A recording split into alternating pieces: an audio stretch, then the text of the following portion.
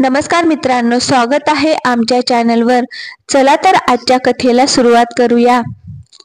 55 वर्षाच्या कोमलताई आज सकाळपासून खोल विचारात बुडाल्या होत्या।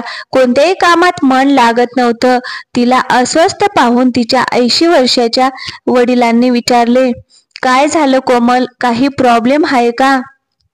कोमलताई दीर्घ श्वास घेत म्हणाल्या, एक आई तिच्याच डोळ्यांसमोर तिच्या मुलाचं आणि सुनेचं घर उद्ध्वस्त होत असताना आनंदात कशी असू शकते? किती समजावायचा प्रयत्न केला मी त्या दोघांना की छोट्या मोठ्या गोष्टी तर प्रत्येक घरात होतच असतात, जितकं लांबवाल तितका तो वाढत जाणार, पण आजकालची मुलं कुठं ऐकतात? उद्या कोर्टात सुनावणी आहे, त्यानंतर दोघेही कायमचे वेगळे होतील। कोमलला उत्तर देताना तिचे वडील म्हणाले, आज 17 वर्षापूर्वी मी आणि तुझी आई अशाच मानसिक त्रासातून जात होतो, जेव्हा तू तुझ्या नवऱ्यापासून वेगळं होऊन त्याला घटस्फोट देण्याचा निर्णय घेतला होता। त्यावेळेस आम्हीही तुला समजावण्याचा खूप प्रयत्न केला होता, पण तू आमचं काही ऐकून घेतलं नव्हतं।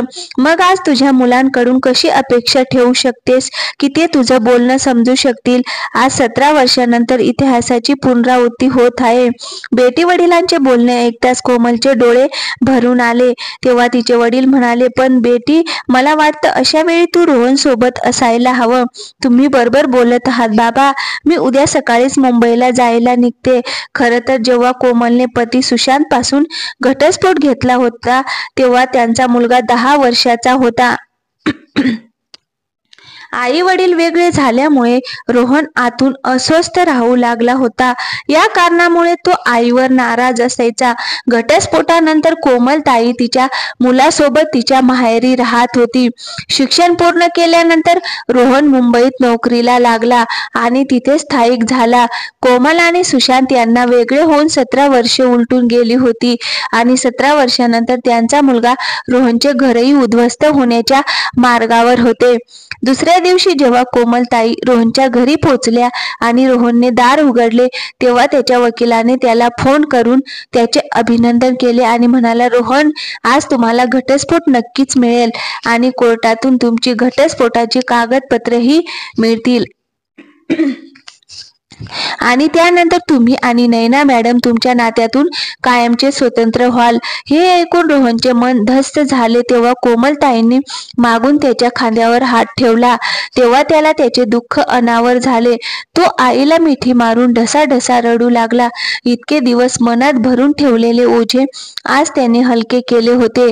तो रडतच म्हणाला, आई, घरातून बाहेर पडताना नैना म्हणाली होती की रोहन, आपण नदीच्या 2 काठांसारखे आहोत, जे इच्छा असूनही एकमेकांना भेटू शकत नाहीत।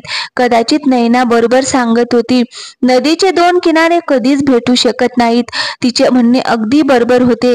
मी आयुष्याला खूप खोलवर पाहतो, जीवनाला इतकेही गांभीर्याने घेऊ नये। कदाचित म्हणूनच आज मी एकटा पडलो आहे। काश त्या दिवशी मी तिला थांबवलं असतं। मी त्या दिवशी तिला सोडून ऑफिसला गेलो नसतो।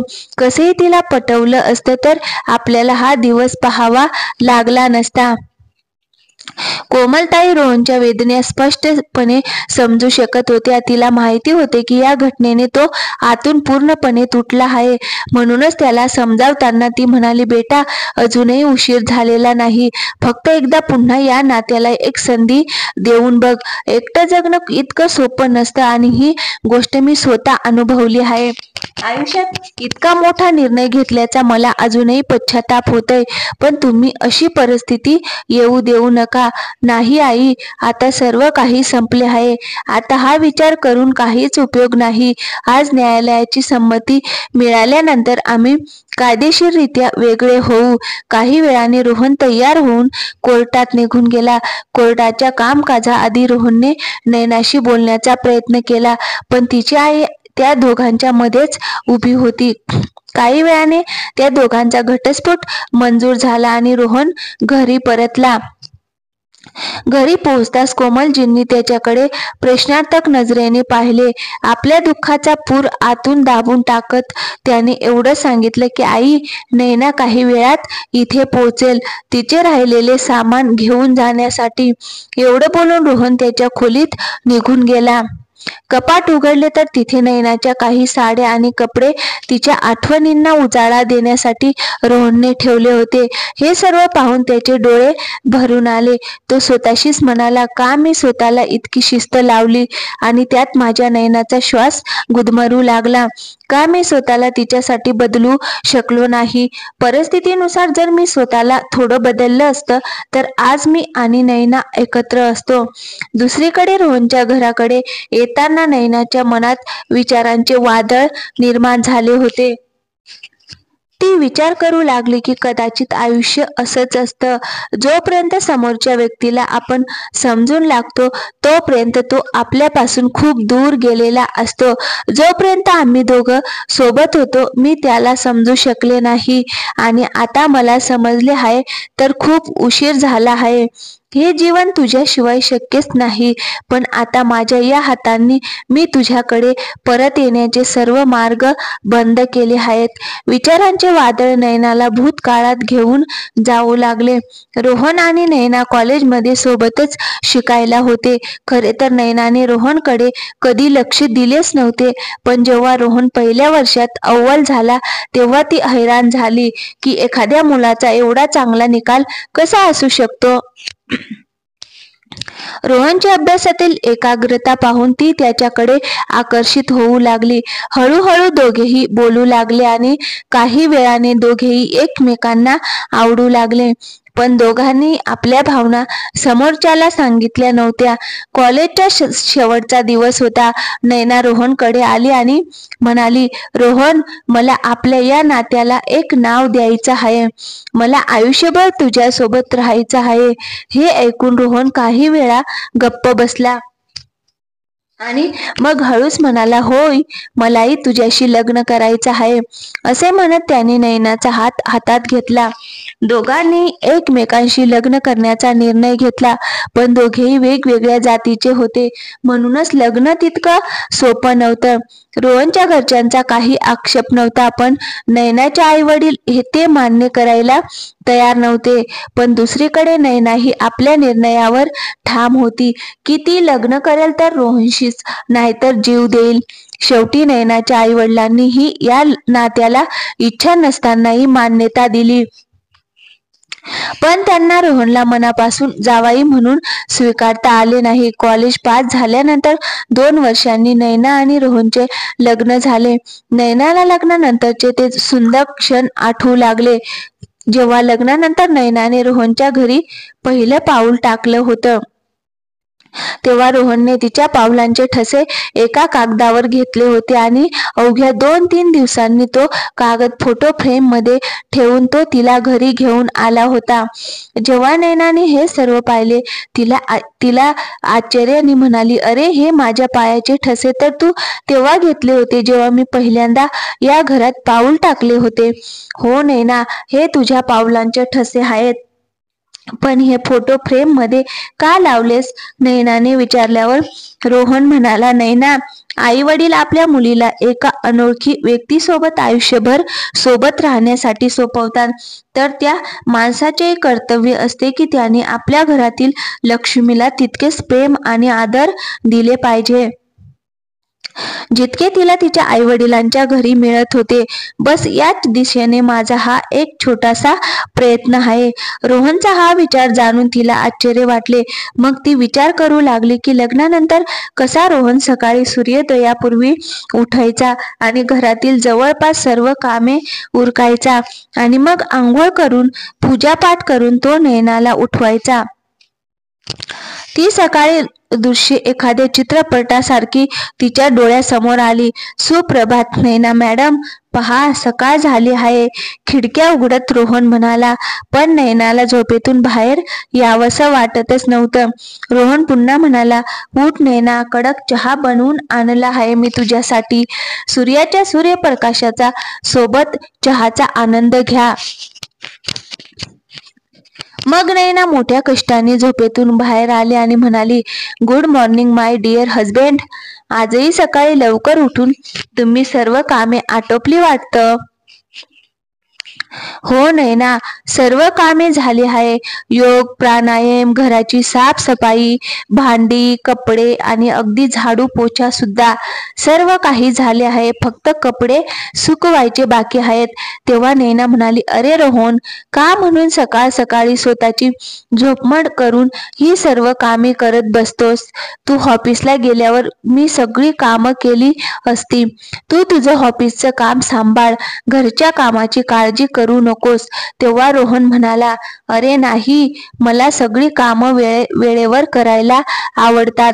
सर्व काम योग्य वेळी केले तर त्याचे चांगले परिणाम दिसून येतात.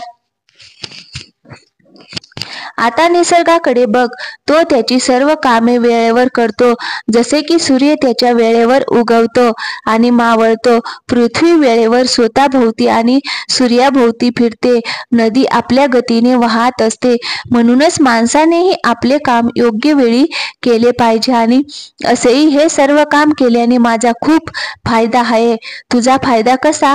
नैनाने कुतूहलाने विचारले. तेव्हा रोहन म्हणाला, आता तूच बघ. पहिली गोष्ट म्हणजे दैनंदिन दिनचर्या पाळली जाते तर त्याने एक चांगली सवय बनते. आणि दुसरे म्हणजे घरातील सर्व कामे सकाळी लवकर केल्याने आपल्याला चांगला व्यायाम मिळतो. त्यामुळे आपल्या आरोग्यालाही फायदा होतो. आणि जर आपण बायकोच्या वाट्याचं काही काम केले तर बायको देखील आनंदी होईल. आणि ती आनंदी झाली तर माझाच फायदा होईल. अच्छा, तर ही गोष्ट आहे, नैना हसत म्हणाली. तर रोहन म्हणाला, आणि असेही हे घर माझंही आहे. तर नैना म्हणाली, माझंही आहे म्हणजे हे घर तुझंच तर आहे? नाही नैना, फक्त माझं नाही, हे घर आम्हा दोघांचे आहे. आपल्या स्वप्नातील घर आणि आपल्यामुळेच हे घर घर आहे. नाहीतर या विटांनी बनलेल्या बिल्डिंग मध्ये ठेवलेच काय आहे? आणि बायको, जर हे घर आम्हा दोघांचे आहे तर मग तूच एकटी का म्हणून काम करशील? आणि असेही इथे कुठे लिहिले आहे? घरची सगळी कामे फक्त बायकांनीच करावीत, पुरुषांनी नाही. बायकोने आयुष्यभर कपडे आणि भांडीच धुतली पाहिजेत का? कधी पुरुषाने धुतले तर काय फरक पडतो? आणि नैना, काम ते कामच. ज्याच्याकडे वेळ असेल तो ते करू शकतो. बरं, आता हे सांग की चहा कसा झाला आहे? अहो नवरोबा, तुम्ही चहा बनवणार आणि मला आवडणार नाही असे कसे होईल का? नैनाने हसतच उत्तर दिले. तेव्हा रोहन म्हणाला, तुझ्या याच आनंदावर तर मी फिदा आहे. असे म्हणत रोहनने नैनाला मिठी मारली. मग नैना म्हणाली, बरं रोहन, दिवाळी जवळ आली आहे तर आज संध्याकाळी आई बाबा घरी येतील. तू लवकर घरी ये. अरे तू काळजी करू नकोस, मी पटकन येईन आणि त्यांच्यासाठी माझ्या हाताने स्पेशल जेवणही बनवीन. बोट चाटत राहतील तुझी घरची लोक. आणि जेव्हा संध्याकाळी नैनाच्या घरी तिचे आई बाबा आले तेव्हा रोहनची धावपळ पाहून नैनाचे आई वडील रोहनची स्तुती करत राहिले.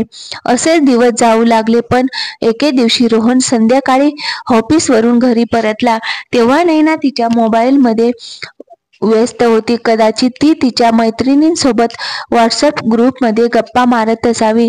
घरी येताच जळण्याच्या वासाने रोहन थेट किचनमध्ये गेला. गॅस बंद करून बाहेर आला आणि नैनाला म्हणाला, स्वयंपाकघरातील सर्व भाजी जळून गेली आणि तू इथे तुझ्या फोनवर व्यस्त आहेस. मी तुला किती वेळा सांगितलं आहे की फोनमध्ये इतकीही बिजी राहू नकोस की तुला तुझ्या आजूबाजूच्या जगाचाही विसर पडेल. तेव्हा नैना चिडून म्हणाली, मला कळत नाही रोहन, तुला माझ्या फोनचा काय प्रॉब्लेम आहे? नेहमी माझ्या फोनबद्दल किंवा सोशल मीडिया साईटबद्दल काही ना काही कमेंट करतच असतोस. जरा बाहेरच्या जगाकडे पहा, जग कुठे चालले आहे आणि एक नजर स्वतःकडेही बघ. आताच्या काळातही तू हजारो वर्षे मागे आदिमानव असल्यासारखे जगत आहेस. तू कधी सोशल मीडिया साईटवर तुझं अकाउंट ओपन केलं आहेस?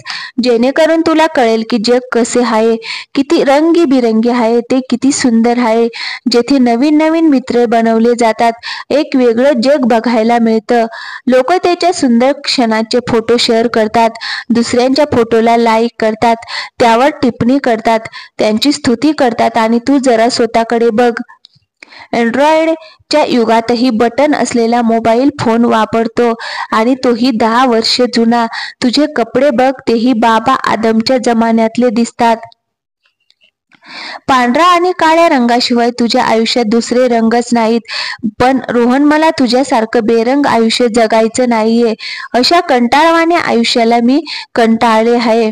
तेव्हा रोहन म्हणाला, पण नैना, माझ्या आयुष्यात फक्त त्याच लोकांना महत्त्व आहे जे माझे स्वतःचे आहेत आणि जे माझ्याशी संबंधित आहेत. त्यांच्याशिवाय मला कोणाशी काही देणे घेणे नाही. जर मी ते नातेसंबंध नीट जपले तर माझ्यासाठी यापेक्षा अधिक समाधानकारक काहीही नसेल. आणि मी तुला या आधीही गोष्ट समजावून सांगितली होती की गरजेपेक्षा जास्त कोणतीही गोष्ट चांगली नसते. या गोष्टीचा वापर कमी प्रमाणात केला तर बरे होईल, कारण एका ठराविक मर्यादेनंतर या सर्व गोष्टी व्यसनाधीन होतात. पण याचा विचार तू तेव्हाच करशील ना जेव्हा तू फोन बाजूला ठेवशील. तुला या फोनचे इतके व्यसन लागले आहे की याच्या तुलनेत तुला तुझी नाती छोटीच वाटू लागली आहेत. या गोष्टीवर नैना जास्त चिडली आणि म्हणाली, जर तुला माझा आणि माझ्या फोनचा इतका तिरस्कार आहे तर तू मला घटस्फोट का देत नाहीस? तुझा चेहरा बघून मला आता चीड येऊ लागली आहे. मला घटस्फोट देऊन स्वतःही टेन्शन फ्री हो आणि मलाही या कंटाळवाण्या आयुष्यातून मुक्त कर. एवढं बोलून नैना तिच्या खोलीत गेली. पण हे ऐकून रोहनला धक्काच बसला. त्याला विश्वासच बसत नव्हता की ही तीच मुलगी आहे जी त्याच्यावर जीवापेक्षा जास्त प्रेम करत होती. इकडे नैना बेडवर पडून अश्रू ढाळू लागली आणि विचार करू लागली की माझे आई बाबा खरं बोलत होते. रोहन माझ्या लायकीचा नाही, पण मी त्यांचे ऐकले नाही. माझ्या मनाचे ऐकून मी मूर्खपणा केला आणि स्वतःच्या हाताने माझे आयुष्य उद्ध्वस्त केले.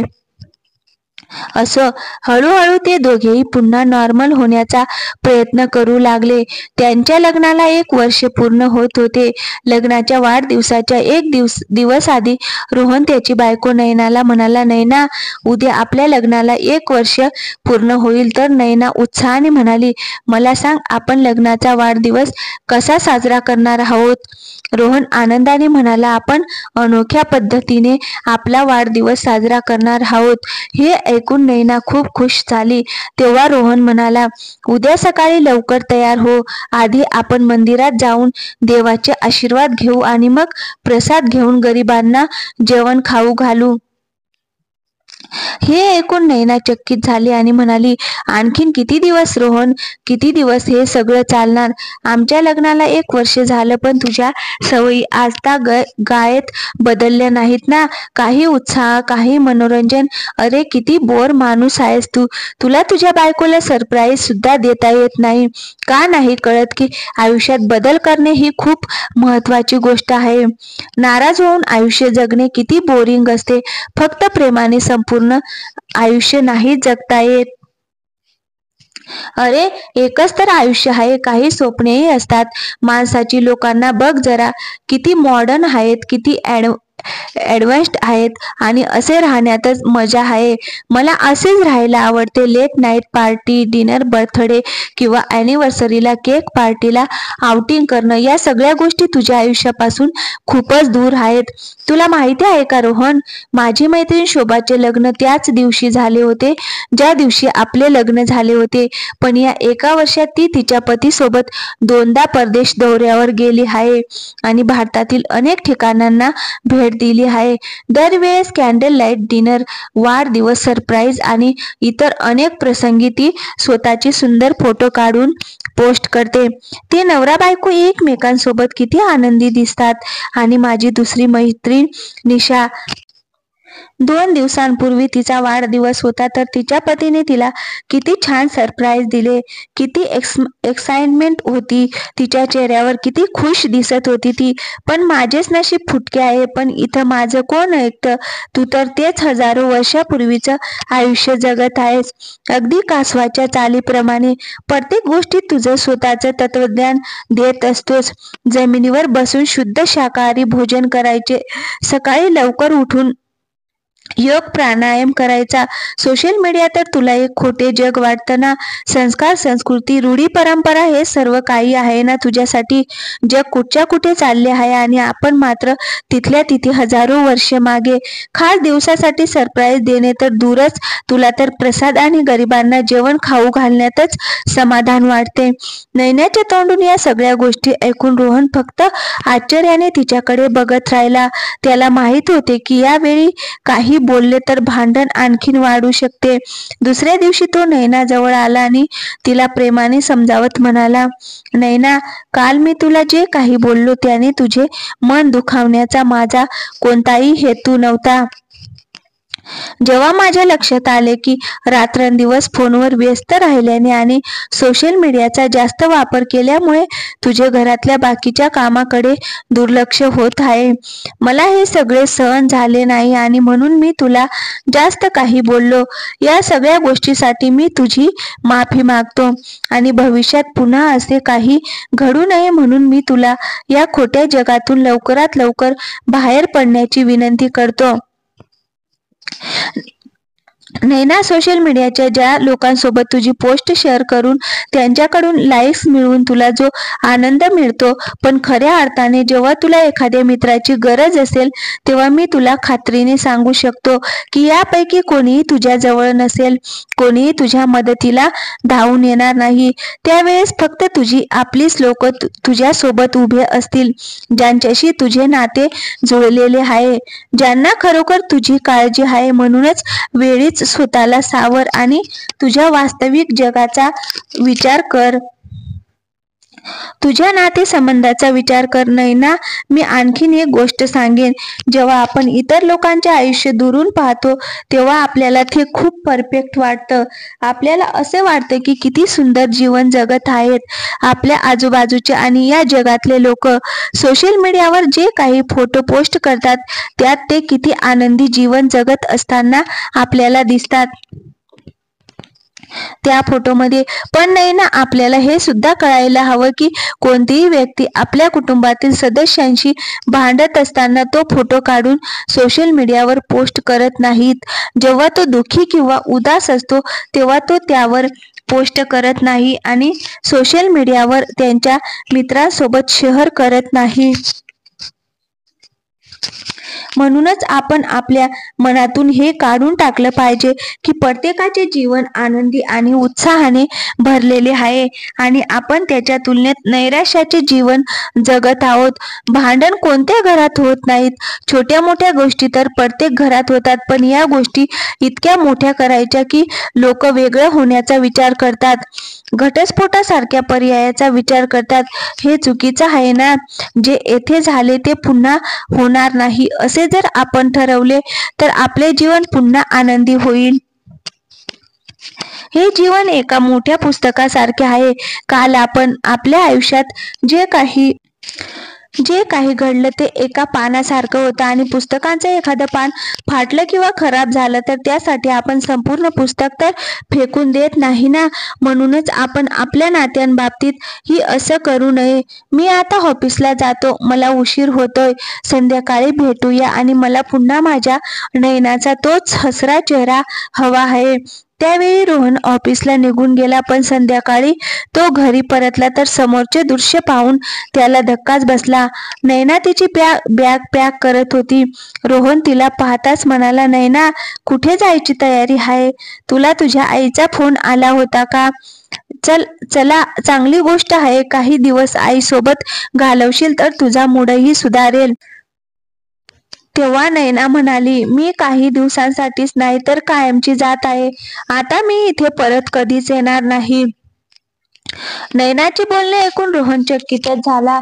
त्याच्या पायाखालची जमीनच सरकली, पण त्याने स्वतःवर ताबा ठेवला आणि म्हणाला, नैना, तूच म्हणतेस ना एकच तर आयुष्य आहे, मग हाही विचार कर, हे जीवन आपल्याला लढण्यासाठी मिळाले आहे का?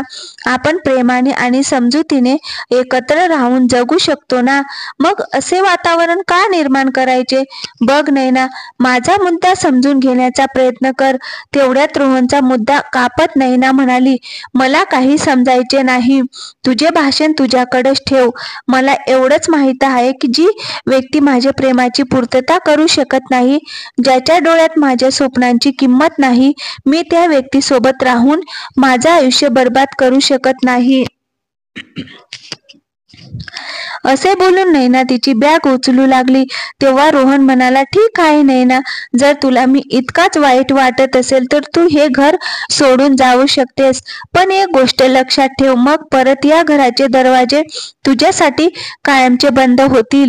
तू तुझी इच्छा असूनही माझ्या आयुष्यात तुझी जागा कधीच बनवू शकणार नाहीस. तर नैना रागाने म्हणाली, तुझ्यासारख्या माणसाच्या आयुष्यात परत यायचेही नाही. इथे परत येण्यापेक्षा मी माझे आयुष्य संपवून टाकीन. असे म्हणत नैना रोहनचे घर सोडून कायमची निघून गेली. शेवटी गोष्ट घटस्फोटापर्यंत पोहोचली. मागच्या भूतकाळात हरवलेली नैना अचानक तिच्या वर्तमान काळात आली. जेव्हा रोहनच्या घराबाहेर पोहोचल्यावर ड्रायव्हरने टॅक्सीला ब्रेक लावला. दारात पोहोचल्यावर जशी नैनाने बेल वाजवली, तिची नजर घराच्या नेम प्लेटवर गेली, जिथे लिहिले होते नैना आणि रोहनच्या स्वप्नातले घर. पाहताच तिचे डोळे भरून आले. बेल वाजताच कोमलताईंनी दार उघडले तर नैना त्यांच्या पाया पडली. नेहमीप्रमाणे सौभाग्यवती भव चा आशीर्वाद त्यांनी नकळतच दिला तर नैना आश्चर्याने त्यांच्याकडे पाहू लागली. त्याच वेळी नैनाचा मोबाईल वाजला. हो आई, मी पोहोचले, उदास मनाने नैना बोलली तर पलीकडून आवाज आला, तिथे जास्त वेळ थांबायची गरज नाही, तू सामान उचल आणि तिथून निघ. ठीक आहे आई, असे म्हणत तिने फोन ठेवला. घरात आली तर जणू काही आठवणींनी सजवलेले ते घर तिच्या चेहऱ्याची वाट बघत होते. तिच्या हातांनी सजवलेले ते घर जसेचे तसे होते. समोरच्या भिंतीवर नवरीच्या रूपात सजलेली नैनाचा एक सुंदर फोटो लावलेला होता. तो आज तिलाच विचारत होता, काय नैना, केलीस तुझ्या स्वप्नांची उडान पूर्ण, ज्यासाठी तू तुझ्या रोहनला सोडलेस? मग तिची नजर तिच्या पावलांच्या ठसेवर गेली, ज्याला रोहनने प्रेमाने फोटो फ्रेम करून भिंतीवर चिटकवली होती. मग तिला स्वतःचा आणि रोहनचा एक फोटो दिसला, ज्यामध्ये दोघेही एकमेकांचा हात धरून खूप आनंदी दिसत होते. अचानक तिला असे वाटू लागले की त्या घरातील प्रत्येक वस्तू तिला ओरडून ओरडून एकच प्रश्न विचारत आहे की का उद्ध्वस्त केला तू तुझा हसता खेळता संसार? तिच्या डोळ्यातून अश्रू वाहू लागले. अश्रूंवर नियंत्रण ठेवत ती खोलीत पोहोचली तेव्हा समोर रोहन उभा असलेला दिसला. नैनाच्या हातातले कोर्टाचे कागद रोहनने बघितल्याबरोबर तो तिला मनात म्हणाला, नैना, भलेही या कागदावर लिहिलेली प्रत्येक वस्तू तू इथून घेऊन जाशील, पण आपल्या दोघांमध्ये जी सर्वात महत्वाची गोष्ट होती ती या कागदात ही लिहिलेली नाही. हा कागदाचा तुकडा खरंच इतका महत्वाचा होता का? मग काही वेळ शांत राहिल्यावर रोहनने नॉर्मल होण्याचे नाटक केले आणि म्हणाला, कशी आहेस तू? मी ठीक आहे, मला सांग, तू कसा आहेस?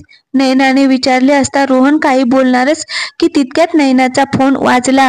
फोनवर बोलताच नैनाच्या पायाखालची जमीनच सरकली.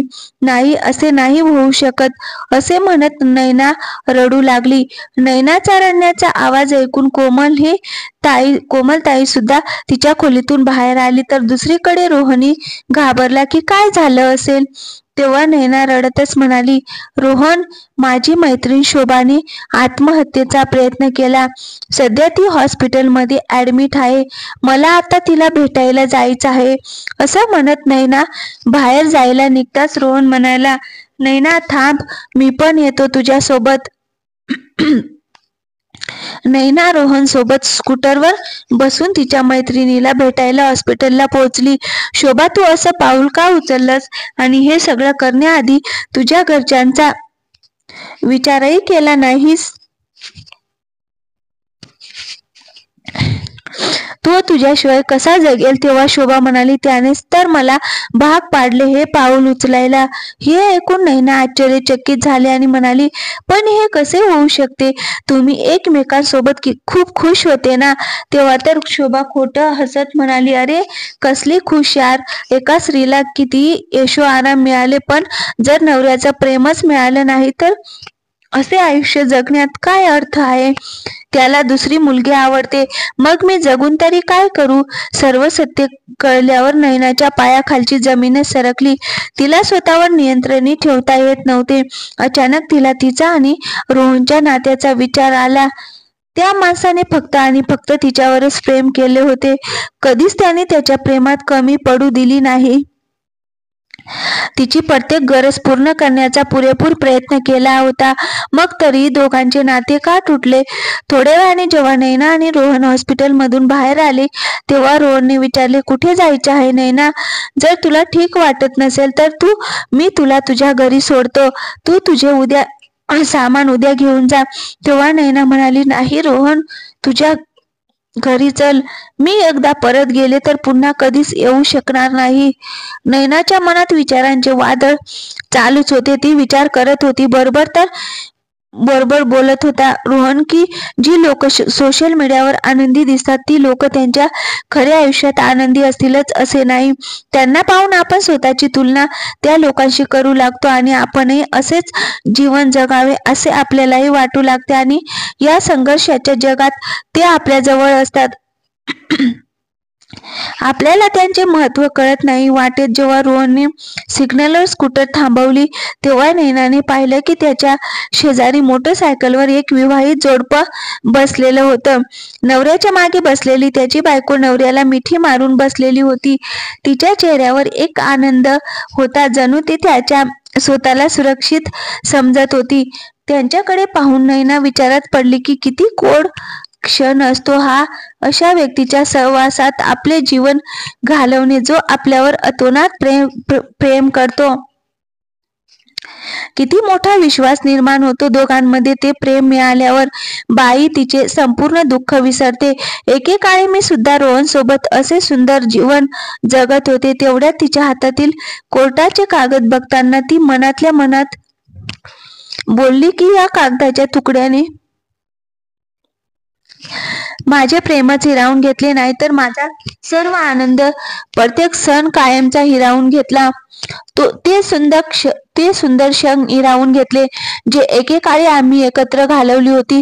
काही वेळाने जेव्हा ते घरी पोचले तेव्हा रोहन म्हणाला, नैना, तू तुझ्या खोलीतून तुझे सामान घे. आणि रोहन कोमलताई यांच्या खोलीत जाऊ लागला. तेव्हा नैना म्हणाली, रोहन, मला तुझ्याशी काहीतरी बोलायचे आहे. रोहनने नैनाकडे पाहिले तर तिच्या डोळ्यातून अश्रू वाहत होते. तिला असे पाहून रोहन लगेच म्हणाला, तू ठीक तर आहेस ना नैना? इथे बस. तुला काय बोलायचे आहे ते बोल, रोहनने विचारले. पण नैनाला इच्छा असूनही काही बोलता येत नव्हते. तिचे मन धस्स झाले होते. ती फक्त रडतच चालली होती. थोड्या विश्रांतीनंतर रोहनने विचारले, नैना, मी तुला एक गोष्ट विचारू का? किती महिने आपण एकमेकांपासून वेगळे राहिलो. तुला माझ्याशी बोलावं असं क्षणभरही वाटलं नाही का? एकदा मला फोन करायला हवा होता. आपल्या दोघांचे नाते इतके कमकुवत होते का? बोलता बोलता रोहनचा आवाज कापू लागला. तेव्हा नैना दबक्या आवाजात बोलली, खरे सांगायचे तर या घरातून जाण्याचा निर्णय घेऊन मी स्वतःचं नुकसान करून घेतले. मी तुझ्यावर थोडीशी नाराज काय झाले की मी इतरांना आपल्या नात्यात येण्याची परवानगी दिली. माझ्याच लोकांनी माझ्या रागाचे द्वेषात रूपांतर कधी केले मला कळलेही नाही आणि माझ्या लक्षात येईपर्यंत मी कोर्टाच्या कागदपत्रांवर सही केली होती. माझ्याच लोकांनी मला तुझ्यापासून इतकं दूर नेलं की मी पुन्हा तुझ्याकडे परत येऊ शकत नाही. पण या सगळ्यात मी त्यांना ती संधी दिली ही माझी चूक आहे. रोहन, आज सगळ्या गोष्टीतून गेल्यावर सगळं काही हातातून निसटल्यासारखं वाटतंय. आज मला कळतंय की जो माझी सर्वात जास्त काळजी घेत होता मी त्याचीच पर्वा केली नाही. ज्या गोष्टी तू मला समजण्यासाठी सांगितल्या होत्या त्या गोष्टी मला त्यावेळी चुकीच्या वाटत होत्या, पण हळूहळू सांसारिक गोष्टी सोबतच तुझ्या त्या सर्व गोष्टी मला समजल्या आहेत. आजच्या काळात नाती तुटण्याचे सर्वात मोठे कारण हेच आहे की आपण आपल्या संस्कारापासून दूर जात आहोत. आपल्या इच्छेनुसार जगण्याचा विचार करत असतो. सोशल मीडिया आणि ऍप्लिकेशनच्या या युगात आपण दिवसभरात इतक्या साईडला भेट देतो की आपल्या जवळच्या व्यक्तीसोबत बसायला आपल्यालाच वेळच मिळत नाही. आपण आपल्या नात्यांकडे पूर्णपणे दुर्लक्ष केले आहे, पण रोहन, कदाचित मला या गोष्टी समजायला खूप उशीर झाला आहे, असे म्हणत नैना रडू लागली. मग ती थोडी शांत झाली आणि म्हणाली, पण रोहन, तू पण मला फोन करू शकला असतास. तू एकदा मला समजवायचा प्रयत्न केला असतास किंवा मला घ्यायलाच आला असतास. रोहन म्हणाला, बरेचदा विचार केला, पण कदाचित अहंकाराच्या भिंती आपल्या भावनापेक्षा जास्त मजबूत झाल्या होत्या. जर मी माझा अभिमान बाजूला ठेवून परिस्थिती सुधारण्याचा प्रयत्न केला असता तर आपले नाते तुटण्यापासून वाचले असते. हे सांगताना रोहनचे डोळे भरून आले. नैना रोहन समोर गुडघ्यावर बसून म्हणाली, माझ्याकडून खूप मोठी चूक झाली आहे रोहन. तू माझ्यासाठी पुन्हा तुझ्या हृदयात जागा बनवू शकतोस. ती जागा तर तुझीच आहे नैना. तू शारीरिकरित्या हे घर सोडलं होतं, पण तू गेल्यानंतर असा एक दिवसही गेला नाही जेव्हा मी तुझ्या आठवणीत रडलो नाही. परत येऊन जा नैना, मला तुझी गरज आहे. हे पाहून नैनाच्या तोंडून शब्दच बाहेर पडत नव्हते. एका झटक्यात तिने ते कोर्टाचे कागद फाडले. तेवढ्यात नैनाचा फोन वाजला. हॅलो बेटी, तू अजून घरी का नाही आलीस? कुठे राहिलीस? आई, मी तर कधीच घरी पोचले आहे, पण तुझ्या घरी नाही तर माझ्या आणि रोहनच्या घरी, आणि आतापासून हेच माझे घर आहे. असं म्हणत नैनाने फोन कट केला. तिचं डोकं रोहनच्या छातीवर ठेवलं तर रोहनने तिला मिठीत घेतले. भावनांचे सर्व बांध एकाच वेळी तुटले आणि दोघांच्याही डोळ्यातून अश्रू वाहू लागले. काही वेळाने रोहन आणि नैनाला कळले की कोमलताई घरी नाहीत. त्यांनी सगळीकडे पाहिलं, पण आई कुठेच दिसली नाही. रोहनने आईला अनेकदा फोन केला, पण फोनही लागत नव्हता. तासाभरानंतर त्यांना कोमलताईचा फोन आला. आई, कुठे आहेस? आम्हाला न सांगता कशी निघून गेली? असं कोणी करतं का? तेव्हा पलीकडून त्याच्या आईचा आवाज आला. बेटा, खरं तर मुलं त्यांच्या पालकांकडून खूप काही शिकतात, पण आज मला माझ्या मुलांकडून शिकायला मिळाले की मी तुझ्या वडिलांच्या घरी आहे आणि आजपासून मी आणि तुझे वडील एकत्रच राहणार आहोत. मित्रांनो, पती पत्नी मधील प्रेम आणि संघर्ष या एकाच नाण्याच्या दोन बाजू आहेत. लहान सहान गोष्टींवर असा निर्णय घेऊ नये ज्याचा पश्चाताप आयुष्यभर करावा लागेल. धन्यवाद मित्रांनो. कथा आवडली असेल तर व्हिडिओला लाईक आणि चॅनलला सबस्क्राईब